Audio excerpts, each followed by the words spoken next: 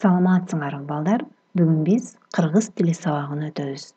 Сабакты өтөөрдөн мурда жагымдуу маанай жаратып алабыз. Бирөөлөр эңсеп жашайт билим жолду, бирөөлөр тепсеп жашайт миллионду. Бир гана ден соолугуң байлык экен, биликтей үмүт кылып бий койду, деп Жеңишбек Жумакадыр агабыз айтмакчы. Мен силерге эң биринчи бекем ден соолук жана жагымдуу маанай каалайм. Анда эмесе алтын эреже түзүп алабыз. Мыкты окуп ким 5 алат? Анда эмесе бүгүнкү сабагыбызды баштадык. Бүгүнкү сабагыбыздын темасы текст менен иштөө. Сабактын максаты текст окуп түшүнүү менен өтүлгөн бөлүмдөгү сөздөрдүн маанисин түшүнүшөт, текст боюнча сүйлөп бере алышат, алган билимдерин турмушта колдоно алышат. Бири-биринин ойлорун угуп, чогуу биргеликте талкуулай алышат.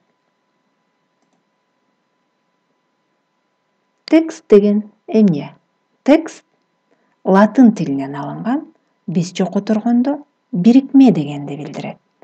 Биз сүйлөө үчүн үйрөнөбүз. Сөздөрдөн сүйлөмдөрдү түзөбүз. Сүйлөмдөрдөн түрдүү тексттер түзүп, оюбузду билдиребиз. Демек, текст деген мааниси боюнча байланышкан эки же андан көп сүйлөмдөрдүн тобу. Анда эмесе биз текстке көңүлүбүздү бурабыз. Чегиртке менен үлүл. Бар экен, жок экен, байыркы бир учурларда Денди аттуу ашкере текебер чегиртке жашаптыр. Кичинекейинде эле башка чегирткелер менен бирге секирүүнү эми гана үйрөнүп жаткан кезинде ал баарынан узакка секирчү. Бирок устат ага мынтип эскертип турчу: "Денди, сен алыска секиргенге эле эмес, кыска секиргенге да үйрөнүшүң керек." "Жок", деп жооп берчү Денди. "Мен башкаларга окшобогон өзгөчө чегирткемин. Мен алыска гана секиргенди үйрөнөм." Ошентип, ал кыска аралыкка секиргенге үйрөнбөй калат.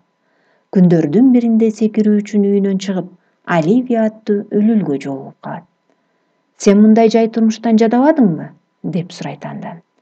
"Таңдан кечке үйүңдү жонуңа көтөрүп алып, кыбырап жүргөнүң жүргөн." "И десе, сен эмне?" деп жооп берди Оливия. "Мен кыбырап жүргөндү жакшы көрөм.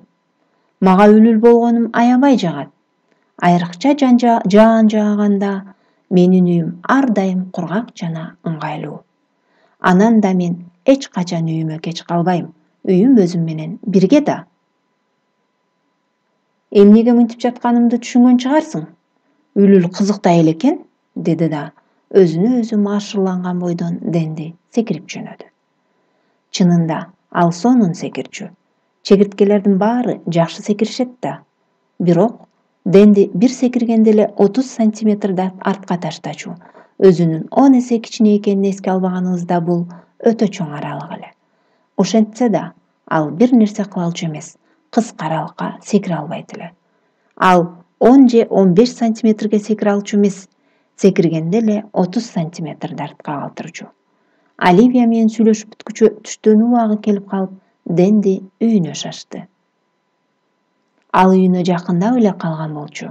Болгону 10 сантиметрдей калган. Бирок эч эле өз үйүнө кире албайт. Анткени секирген сайын үйүнөн ашып түшө берет. Кыска аралыкка секире алчу эмес да. Байкуш Дендинин чыдамы кетип, аябай ачууланат.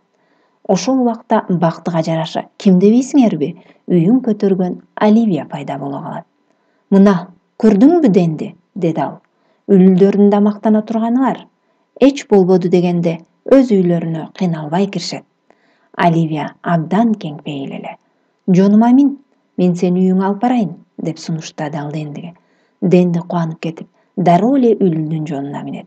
Үлүл болсо аны үйүнө алып келет. "Ыраазымын сага, Оливия", дейт ал. "Мени эми алыска секирген жашоодогу башкы нерсе эмес экенине көзүм жетти." Мына ошентип балдар, текст менен таанышып алдык. Анда эмесе жогорудагы тапшырмаларга көңүлүбүздү бурабыз. Биринчи тапшырма. Өзгөчө бул кандай? Туура жоопту көрсөт. Өзгөчө бул кандай? А. Жалгыз. В. Башкалардан айырмаланган. С. Эң мыкты. Д. Этияттанган. Мына ушул 4 жооптун ичинен бирөөсүн белгилеп аласыңар. Экинчи тапшырма. Эмне үчүн үлүлдүн жашоосу өтө жай деп ойлойсуң? Жазып бер. Үчүнчү тапшырма. Текебердүү деген кандай? Туура жоопту белгиле. А.